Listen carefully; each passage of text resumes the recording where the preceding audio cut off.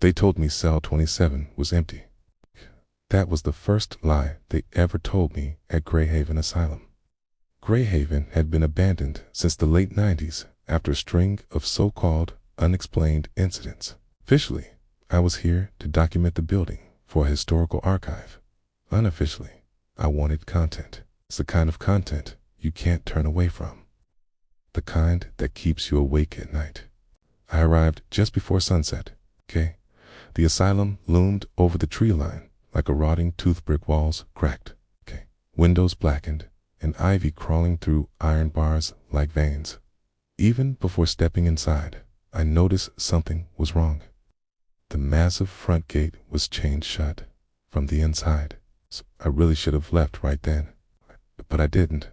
Inside, the air smelled like mold, disinfectant, and something faintly sweet, like old candy left too long in a pocket. My flashlight beam slid over peeling paint and warped floors. Every single footstep echoed way too loudly, as if the building itself was listening. Greyhaven was famous for housing criminally insane patients, murderers, arsonists, people who smiled while doing things no human should smile through, right?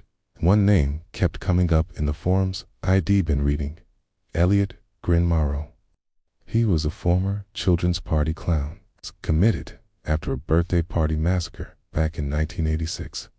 Witnesses said he never stopped laughing even while being arrested, even during his trial, even when the judge sentenced him to life. But here's the part that never made any sense. According to the official records, Elliot Morrow died in 1993. Yet, his former staff swore they still heard laughter coming from Ward C years after his supposed death. I found Ward C on the 3rd floor. The hallway was long and narrow, with padded cells lining both sides. Every door was sealed, shut except one, cell 27. Its door stood just slightly ajar. I remember whispering, "Hello?" A total idiot, as if politeness even mattered in a place like this. Inside, the room was stripped completely bare. No bed, no restraints, no padding.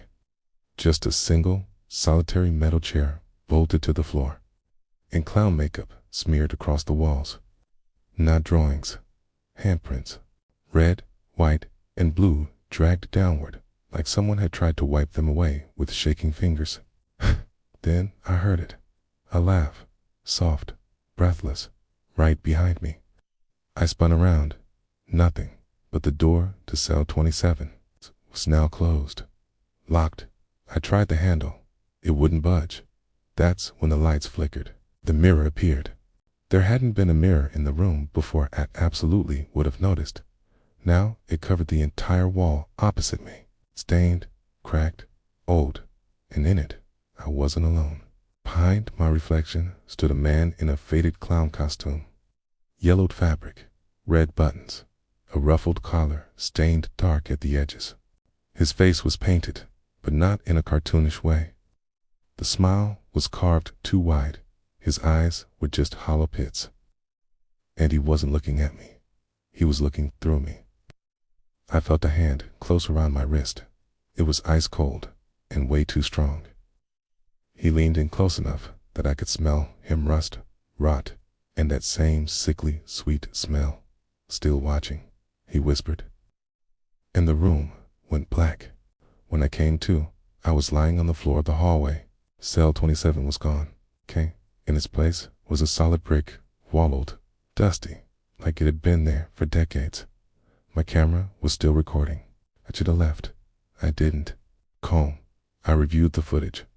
Most of it was just normal exploration stuff, till the moment I entered Ward C, the timestamp jumped forward 3 hours. And there I was, sitting in the chair inside cell 27, laughing, not screaming, not crying, laughing. The camera angle shifted, as if someone else was holding it. And then the clown stepped into frame. He stood behind me, hands on my shoulders, and spoke directly to the camera.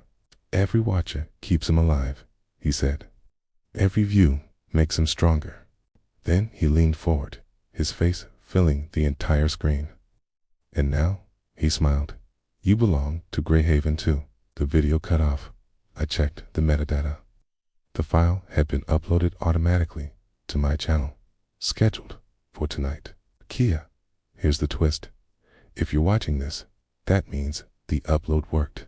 Kia, which means Elliot Merrill isn't trapped in Greyhaven anymore. He's right here, in the screen, smiling, waiting. So before you go, like and subscribe, because the more of you that come back, okay, the longer he stays entertained. And he hates being bored.